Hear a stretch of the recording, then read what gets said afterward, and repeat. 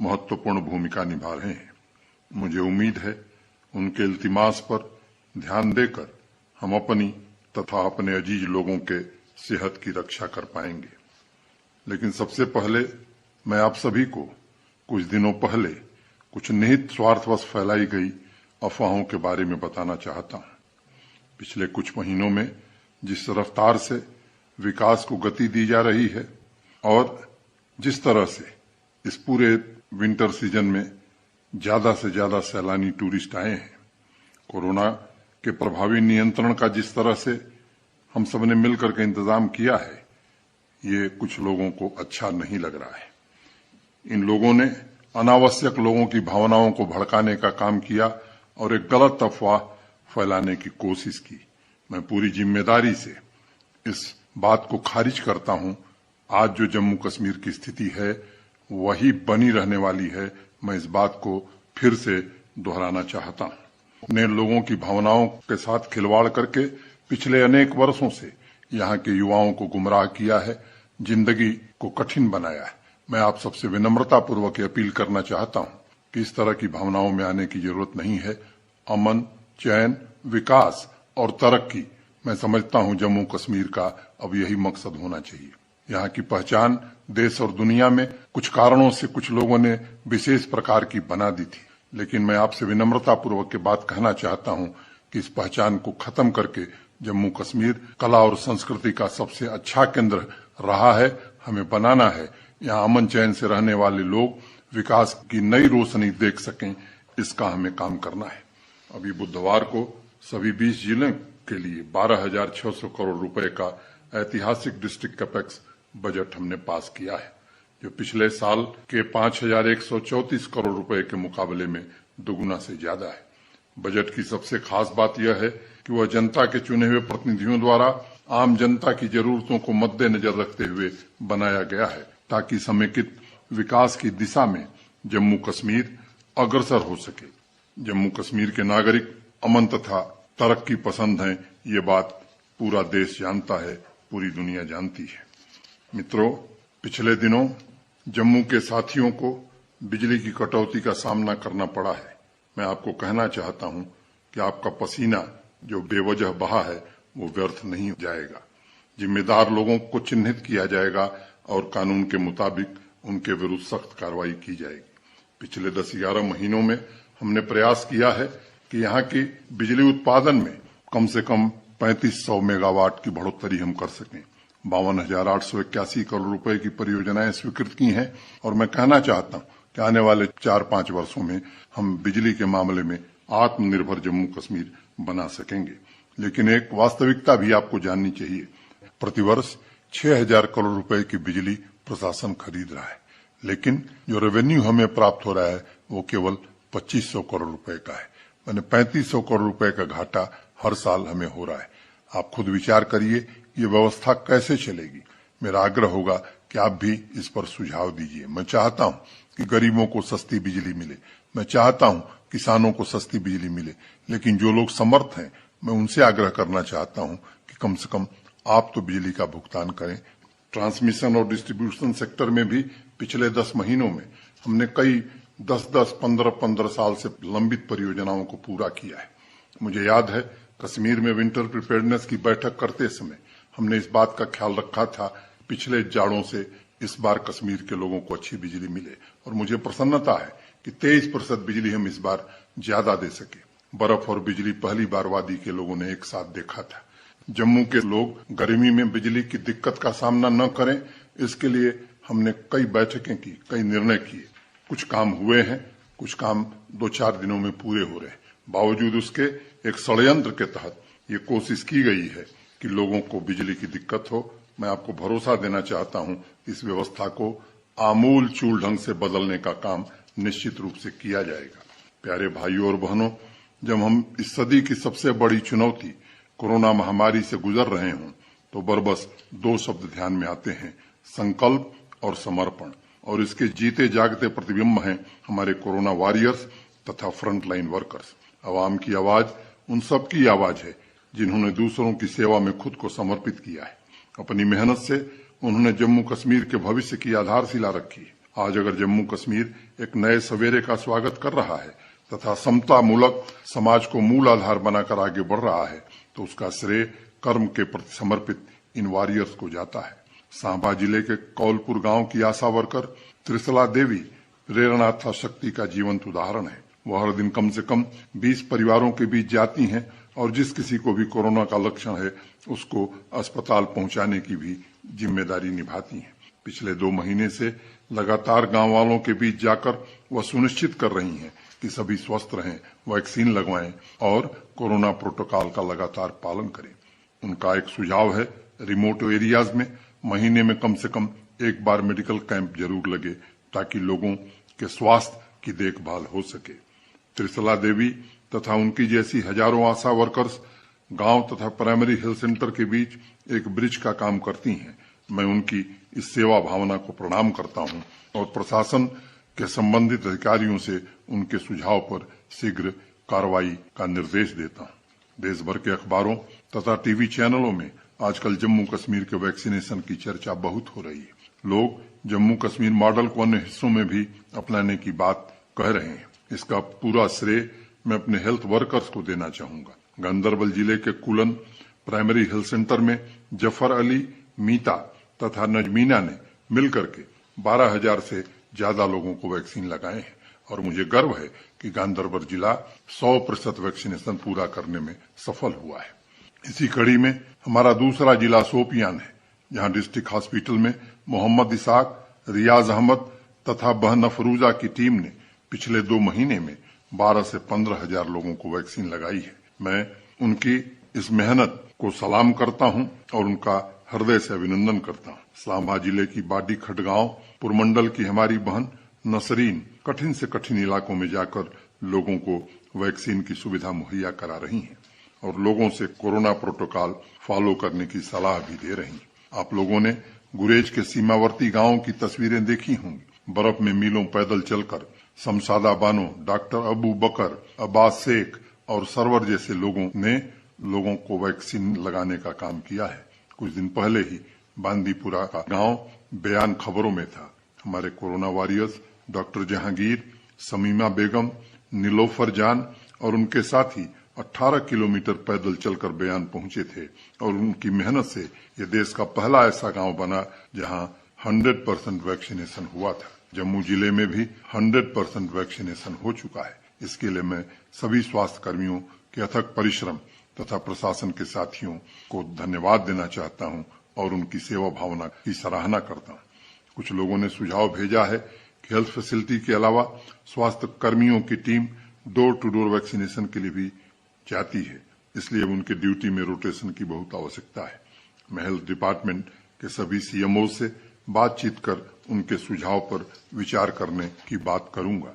Ranbir Singhpura block Jammu की anganwadi worker सुश्री किरण बाला इस कठिन समय में पूरी जिम्मेदारी से अपने कर्तव्यों का निर्वहन कर रही हैं। कोरोना के संकट के बावजूद बच्चों की शिक्षा, उनके न्यूट्रिशन का ध्यान रखने के साथ साथ वह टीकाकरण के कार्य में भी हिस्सा ले रही हैं।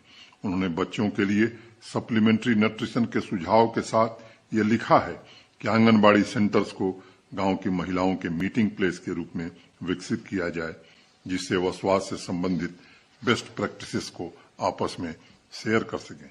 किरण बालाजी आगे लिखती हैं कि आंगनबाड़ी सेंटर्स के आधार को मजबूत करके इन्हें काउंसलिंग सेंटर के रूप में भी विकसित किया जा सकता है। किरण बालाजी को मैं आश्वस्त करना चाहता हूं कि जम्मू कश्मीर प्रशासन आपके सुझावों पर जरूर गौर करेगा। पुलवामा की कौसर जबीन अचगोज के सब सेंटर अस्पताल में पिछले 1 साल से कोरोना ड्यूटी पर है। वैक्सीनेशन, पेशेंट केयर, टेस्टिंग जैसे तमाम काम वह लगातार कर रही हैं। अपने अनुभवों को साझा करते हुए बहन कौसर ने लिखा है, पेशेंट के परिवार वालों के गुस्से का सामना करने के साथ साथ उन्हें पड़ोसियों के बहिष्कार का भी सामना करना पड़ता है। लोगों को गलतफहमी है कि अस्पताल में कोरोना मरीजों के बीच काम करने से वह इस महामारी की सुपर स्प्रेडर बन गई हैं। उन्होंने आगे लिखा है कि उनके लॉन्ग वर्किंग आवर्स को कम किया जाए। सबसे पहले मैं जम्मू कश्मीर के अपने सभी नागरिकों से अनुरोध करना चाहूंगा कि हेल्थ वर्कर्स तथा डॉक्टर्स ईश्वर एवं अल्लाह की प्रतिमूर्ति हैं। आप लोगों ने तस्वीरें देखी होंगी किस प्रकार जम्मू कश्मीर के सुदूर अंचलों में 20-20 किलोमीटर पैदल चलकर गांव के गांव वैक्सीनेट किए जा रहे हैं। लोग खेतों में, पहाड़ों में कोरोना प्रोटोकॉल को पूरी तरह से फॉलो करते हुए किसान भाइयों को तथा नोमैड वर्ग के लोगों तक कोरोना से प्रभावी सुरक्षा के टीके को लेकर पहुंच रहे हैं। उनके जैसी श्रेष्ठता, सेवा, धैर्य एवं तपस्या आने वाली नस्लों के लिए प्रेरणा का काम करेगी। जम्मू कश्मीर की वर्तमान तथा भावी पीढ़ी पर उनका बहुत एहसान है, इसलिए उनका एहतराम करें और उन्हें वाजिब इज्जत से नवाजें। बहन कौसर ने वर्कलोड की बात की है। मैं उन्हें बताना चाहता हूं कि सभी डिस्ट्रिक्ट में सीएमओ को अतिरिक्त स्टाफ की भर्ती के आदेश दिए गए हैं। उसकी प्रक्रिया जल्द शुरू हो और हेल्थ सेक्टर में ट्रेन मैन पावर बड़ी संख्या में उपलब्ध हो, इसका इंतजाम किया जाएगा। हीरानगर के मुकेश कुमार सिंह एम्बुलेंस ड्राइवर है। पिछले साल अप्रैल से मुकेश कोरोना ड्यूटी में जुटे हुए हैं और सेकेंड वेव के पीक समय में वह पेशेंट को शिफ्ट करने के लिए कम से कम 300 किलोमीटर प्रतिदिन सड़क पर चले हैं। उन्होंने एक सुझाव दिया है कि 108 हेल्पलाइन की जितनी एम्बुलेंस है उनकी समय समय पर ऑडिटिंग की जाए ताकि फर्स्ट एड इंफ्रास्ट्रक्चर को और मजबूत बनाया जा सके। मुकेश जी ने एक शिकायत भी की है कि नेशनल हेल्थ मिशन द्वारा एम्बुलेंस ड्राइवर को प्रतिमाह कम राशि दी जाती है। मैं उनको भरोसा देना चाहता हूं कि इसकी जांच भी कराई जाएगी और इसमें प्रभावी कार्रवाई भी की जाएगी। मित्रों, सेवा की पूर्ण शुद्धावस्था का नाम ही प्रार्थना है। कायनात की सारी चीजों को जानने का एक साइंस है, विज्ञान है, लेकिन जो शुद्ध प्योर सेवा भावना है वह अज्ञेय है। मैं मानता हूं सेवा मानव आत्मा में जो सबसे खूबसूरत चीज छिपी हुई है उसे अभिव्यक्त करने का माध्यम है और उसकी जो अनुभूति है वही स्वयं का साक्षात्कार है। एक बार किसी भक्त ने महर्षि रमन से पूछा कि आप मुझे ईश्वर के दर्शन करा सकते हैं? महर्षि रमन ने कहा, नहीं, दर्शन तो नहीं हो सकते, लेकिन चाहो तो ईश्वर अवश्य हो सकते हो। कोरोना महामारी के संकट के वक्त जिन लोगों ने भी परोपकार की भावना से लोगों की मदद की है वह देवतुल्य हैं और उनकी जितनी तारीफ की जाए वो कम है। कटरा के रहने वाले राघव वैद्य तथा उनके साथियों ने इसी भावना के साथ काम करते हुए लॉकडाउन के वक्त 200 से ज्यादा जरूरतमंद लोगों के भोजन की व्यवस्था की है। श्रीनगर के रहने वाले रईस अहमद तथा उनकी पत्नी निदा रहमान ने कोविड पॉजिटिव पेशेंट, उनके अटेंडेंट तथा अस्पतालों के सिक्योरिटी स्टाफ के लिए प्रतिदिन 800 मील्स की व्यवस्था की और आज भी घर में पका हुआ भोजन जरूरतमंदों तक पहुंचा रहे हैं। श्रीनगर के ही तारिक अहमद ने हाउस बोट को फ्लोटिंग एम्बुलेंस के रूप में कन्वर्ट कर दिया, जिसमें फर्स्ट एड, पीपीई किट्स के साथ उन्होंने लोगों को कोरोना प्रोटोकॉल के बारे में जानकारी देने के लिए एक लाउड स्पीकर भी लगा रखा था। सीएचसी लखनपुर की मेडिकल ऑफिसर डॉक्टर शिवानी 8 महीने की प्रेग्नेंट होने के बावजूद मरीजों की सेवा कर रही हैं।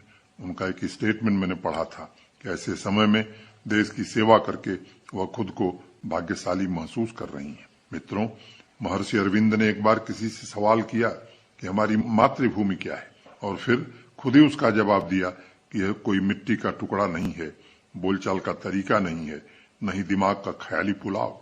यह एक बलवान शक्ति है जो कि उन लाखों इकाइयों की शक्ति से मिलकर बनी है जिनसे देश बनता है।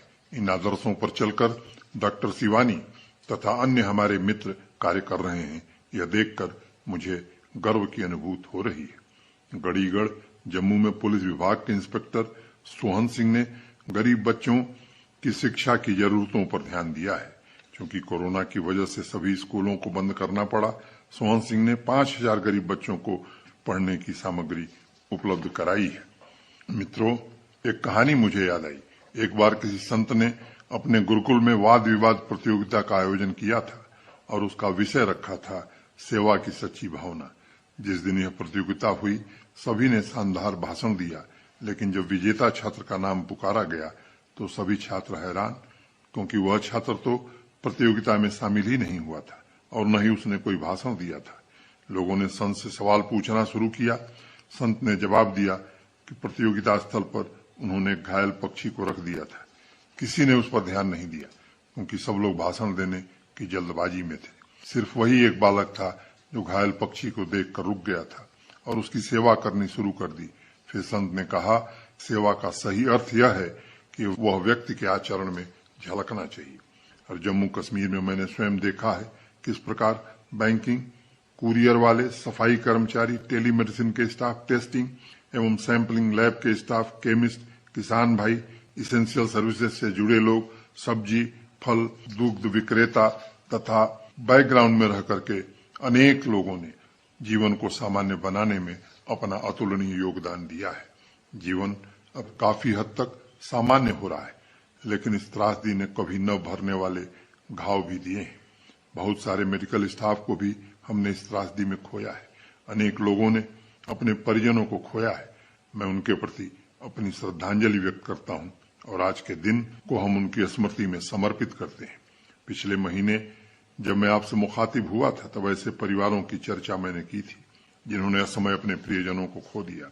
उनके लिए जम्मू कश्मीर प्रशासन ने सक्षम नाम की एक स्कीम शुरू की है। सरकार उस पर काम कर रही है और ऐसे परिवारों की देखभाल की पूरी जिम्मेदारी सरकार ले रही है। आदरणीय प्रधानमंत्री श्रीमान नरेंद्र मोदी जी ने भी कोरोना से प्रभावित बच्चों की सहायता और सशक्तिकरण के लिए पीएम केयर्स फॉर चिल्ड्रन नाम की अलग योजना प्रारंभ की है, जिसका लाभ हमारे यूटी के सभी परिवारों को मिलेगा। इसके अलावा जम्मू कश्मीर में गरीबों तथा अनाथों तक राशन पहुंचाने की व्यवस्था की गई है। कोई भी परिवार भूखा न रहे, इसकी चिंता की जा रही। उपेक्षित, गरीब, वंचित वर्ग हमारी प्राथमिकता के केंद्र बिंदु में है। जब सभी योजनाओं का लाभ कतार में खड़े आखिरी व्यक्ति तक पहुंचेगा, तभी हमें संतोष होगा कि प्रशासन सही तरीके से काम कर रहा है। प्यारे भाइयों और बहनों, स्वास्थ्य और लोगों की देखभाल को प्राथमिकता बनाकर जम्मू कश्मीर सरकार ने काम किया है और मैं यहां जोर देकर कहना चाहूंगा कि आदरणीय प्रधानमंत्री जी और केंद्र सरकार के सहयोग से ही संभव हो पाया है। कुछ दिन पहले एक मीटिंग में मैंने कहा था कि कोरोना पर देश के अन्य भागों की अपेक्षा हम बेहतर तरीके से नियंत्रण इसलिए पाए क्योंकि प्रशासन के साथ साथ सभी नागरिकों ने बढ़ चढ़ करके सहयोग किया और टीम जम्मू कश्मीर जमीन पर अनवरत काम करती रही। न सिर्फ ऑक्सीजन बेड की संख्या बढ़ाई गई, बल्कि 15,000 एलपीएम ऑक्सीजन की क्षमता को बढ़ाकर 3 गुना से ज्यादा 53,000 एलपीएम कर लिया गया है और आने वाले दिनों में यह 90,000 एलपीएम पहुंचने वाला है। हमने सेकेंड वेव के आने का इंतजार नहीं किया था, बल्कि पिछले साल 29 सितंबर को ही यह फैसला हमने कर लिया था। प्रशासनिक व्यवस्था ने भी जम्मू कश्मीर के हेल्थ इंफ्रास्ट्रक्चर को मजबूत बनाने का काम किया है। स्वास्थ्य सुविधाओं में कुछ खामियां भी हैं। मैं चिकित्सालयों में गया हूं, मेडिकल कॉलेजों में गया हूं। एक नए कार्य प्रणाली की वहां जरूरत है। जिम्मेदार नीतियों द्वारा यह व्यवस्था लागू हो, इसकी कोशिश आने वाले दिनों में की जाएगी। मैं आज इस मौके पर अपने डॉक्टर्स के प्रति भी कृतज्ञता ज्ञापित करना चाहता हूं। अनेक डॉक्टरों ने जी तोड़ मेहनत और लगन से लोगों की सेवा की है, लेकिन मैं समझता हूं जो लोग इस कठिन घड़ी में चूक गए हैं, उनसे मेरा आग्रह होगा कि अपने साथियों से प्रेरणा लेने की आवश्यकता है। प्रिय मित्रों, वैज्ञानिकों ने बहुत पहले प्रयोग करके कहा था कि एक कमरे में अगर कोई वीणा बजाता हो तो दूसरे कमरे में रखी वीणा की तारों में कंपन होना शुरू हो जाता है। आज जब मैं आत्मविश्वास से भरे जम्मू कश्मीर के लोगों को देखता हूं, तब जन जन में मुझे आत्मशक्ति की गूंज सुनाई पड़ती है। मैं अपने किसान भाइयों का भी अभिनंदन करना चाहता हूं। तमाम बाधाओं के बावजूद कृषि एवं हॉर्टिकल्चर के आधारभूत ढांचे में हमने जो सार्थक बदलाव किए हैं, उससे इस क्षेत्र में एक नए युग का सूत्रपात हो रहा है। शोपियन के पिंजूरा गांव के रहने वाले अदनान अली खान आज 15 वैरायटी के सेब ऑनलाइन माध्यम से बेच रहे हैं। उन्होंने गुजरात से पैकेजिंग मटेरियल मंगाया है और उनके इस नए प्रयोग ने मिडिल मैन की व्यवस्था को खत्म कर दिया है। किसानों को अधिक से अधिक लाभ मिले, इसकी कोशिश हम कर रहे हैं। उनका एक सुझाव है, जम्मू कश्मीर प्रशासन एक पॉलिसी के अंतर्गत प्राकृतिक तरीके से सड़नशील पैकेजिंग को प्रमोट करे तथा यह ट्रेनिंग जम्मू कश्मीर के सभी किसानों को दी जाए। मैं कृषि विभाग को इस पर कार्रवाई करने का जरूर निर्देश दूंगा। अदनान जैसे अन्य युवाओं के लिए अस्थायी एवं समर्थ व्यवस्था बनाने के लिए सरकार इस साल कम से कम 50,000 इच्छुक लड़के लड़कियों को आर्थिक मदद मुहैया कराएगी ताकि वो इंटरप्रेन्योर बन सकें। प्रशासन ने युवाओं के लिए हर पंचायत में एक यूथ क्लब बनाने का भी सोचा है, जिसके माध्यम से उन्हें रचनात्मक कार्यों से जोड़ा जा सकेगा। भद्रवा के सुभाष रैना जी भी सेब की खेती करते हैं उन्होंने लिखा है कि प्रशासन को समय के बदलाव के साथ हॉर्टिकल्चर पॉलिसी में परिवर्तन लाना चाहिए और कम से कम हर ब्लॉक में एक संस्थान होना चाहिए जो उनके जैसे किसानों को हॉर्टिकल्चर की बेस्ट प्रैक्टिसेस के बारे में तथा नए बीजों के बारे में समय समय पर जानकारी दे। उन्होंने यह भी लिखा है कि कोल्ड स्टोरेज की क्षमता को बढ़ाया जाए। सुभाष जी, आपके सुझावों के लिए धन्यवाद और निश्चित रूप से इस पर विचार किया जाएगा। प्यारे भाइयों और बहनों, कोरोना लॉकडाउन की वजह से शिक्षा भी प्रभावित हुई है, लेकिन साथ ही साथ पढ़ाई यानी ज्ञान की मूल आवश्यकता की पूर्ति के लिए अनेकों नए इनोवेटिव माध्यम भी ढूंढ लिए गए हैं। ज्यादातर क्लासेस ऑनलाइन हो रही हैं। बच्चों के स्वास्थ्य के लिए लंबी अवधि तक स्क्रीन टाइम ठीक नहीं है, इसलिए स्कूल एजुकेशन डिपार्टमेंट ने बच्चों के लिए नई पॉलिसी बनाई है जो केंद्रीय शिक्षा मंत्रालय की गाइडलाइन पर आधारित है।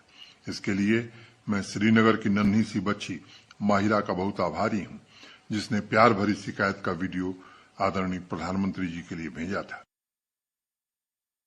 आज मैं 4 वर्षीय बच्ची अधा शकील को भी भरे मन से याद कर रहा हूं, जो मैन एनिमल कॉन्फ्लिक्ट का शिकार हो गई थी।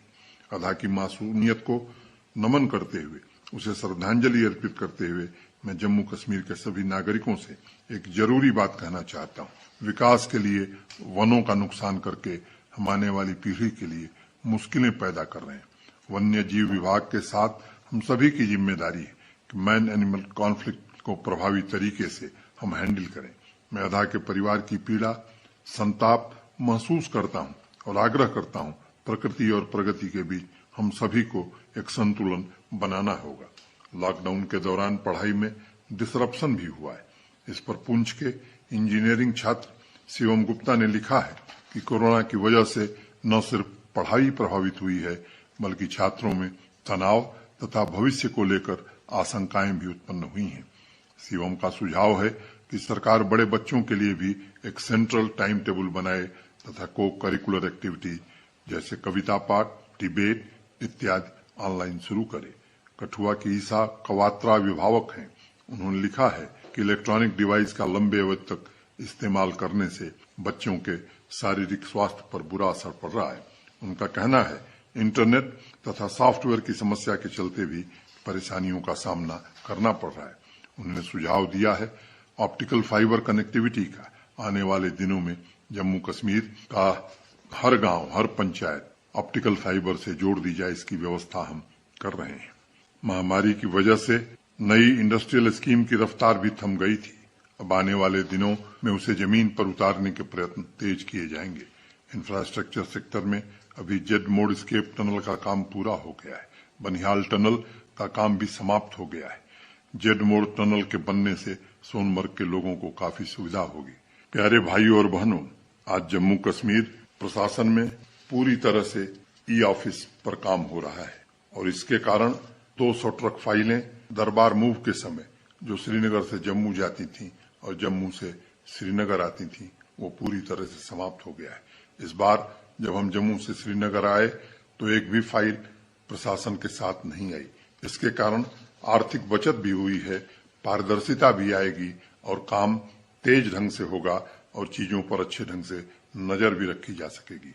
इस तरह के कई अनेक परिवर्तन और इनोवेटिव प्रयास हम आने वाले दिनों में करने वाले हैं। कल अंतर्राष्ट्रीय योग दिवस है। इस अवसर पर मैं जम्मू कश्मीर के सभी नागरिकों को बधाई देता हूं। पतंजलि योग सूत्र का पहला श्लोक है अथ योगानुशासनम नव द डिसिप्लिन। जब आपके मन की दशा बिल्कुल शांत हो गई, जब आपके अंदर जो भीड़ है वह छट गई, तभी योग में प्रवेश की गुंजाइश है। योग में आसन से पहले मन का अनुशासन आता है। योग का अर्थ है अंदर की यात्रा में आपकी पहली छलांग। आप लोगों ने लॉकडाउन के दौरान योग अभ्यास करते हुए खुद महसूस किया होगा कि शरीर और मन दो अलग अलग तत्व नहीं है बल्कि एक है। मन में अगर शांति है तब उसका शरीर पर भी असर पड़ता है। जब तक मन शांत दशा में नहीं होगा आप आसन नहीं कर पाएंगे और इसलिए योग एक विज्ञान है। केंद्रीय विद्यालय गांधीनगर जम्मू की योगा टीचर स्वर्ण रेखा लता जी ने अभी लॉकडाउन के दौरान 3500 छात्रों को वर्चुअल माध्यम के जरिए योग की शिक्षा दी है। उनका कहना है कोरोना को लेकर मन में भविष्य की चिंताएं घर कर गई हैं। घरों में बंद रहने से लोगों में स्ट्रेस बढ़ा है और ऐसी परिस्थिति में योग अत्यंत आवश्यक है। उनका सुझाव है स्कूल के सिलेबस में भी शारीरिक शिक्षा के तर्ज पर योग को शामिल किया जाए और आयुष मंत्रालय की किताबें तथा मैगजीन स्कूल की लाइब्रेरी में छात्रों को पहुंचाई जाए। इसके अलावा स्पोर्ट्स काउंसिल भी सभी कोरोना प्रोटोकॉल का पालन करते हुए अन्य खेल की विधाओं में भी ऑनलाइन कोचिंग की सुविधा युवाओं को दे रहा है। उन्होंने भी योगा को लेकर के एक अपना कार्यक्रम बनाया है। भारत में योग, धर्म, आध्यात्म की लंबी परंपरा है, इसलिए हर व्यक्ति के अंदर विकास की, उन्नति की तथा विस्तार की आकांक्षा रही है। हमारी जो रचनात्मक, ऐतिहासिक और वैज्ञानिक दृष्टि है, वही हमारी चेतना को चुनौतियों के समय में जगाने का काम करती है। पिछले 11 महीनों में आप सभी के सहयोग से न सिर्फ अनेक मुश्किलों पर हम सब ने विजय पाई है, बल्कि अनेक बाधाओं को पार करते हुए नई उपलब्धियों की ओर हम बढ़ रहे हैं। आने वाले समय में हमारा एक ही मकसद है, जम्मू कश्मीर के आर्थिक विकास में तेजी लाना, उसे बहुआयामी बनाना तथा रोजगार के अधिक से अधिक अवसर उपलब्ध कराना। दृढ़ निश्चय और विकास के सपनों को आंखों से भरे आज हमारे युवा भविष्य की तरफ देख रहे हैं। उन्हें मैं गांधी जी की एक बात कहना चाहूंगा, यदि मन में कोई दुविधा हो कि आगे चलकर आपको क्या करना है, तो आप भारत के उस सबसे असहाय व्यक्ति के बारे में सोचिए और स्वयं से पूछिए कि क्या आप जो कुछ करने जा रहे हैं उससे उस व्यक्ति की भलाई होगी या नहीं होगी। आखिर में आप सभी से मैं वैक्सीनेशन के लिए अनुरोध करना चाहूंगा। मैंने और मेरे परिवार के सभी सदस्यों ने खुद वैक्सीन लगवाई है, इसलिए बांदीपुरा में वैक्सीनेशन करने गई टीम पर हुए पथराव के कारण मन से मैं व्यथित हूं। अत्यंत पीड़ा है मुझे।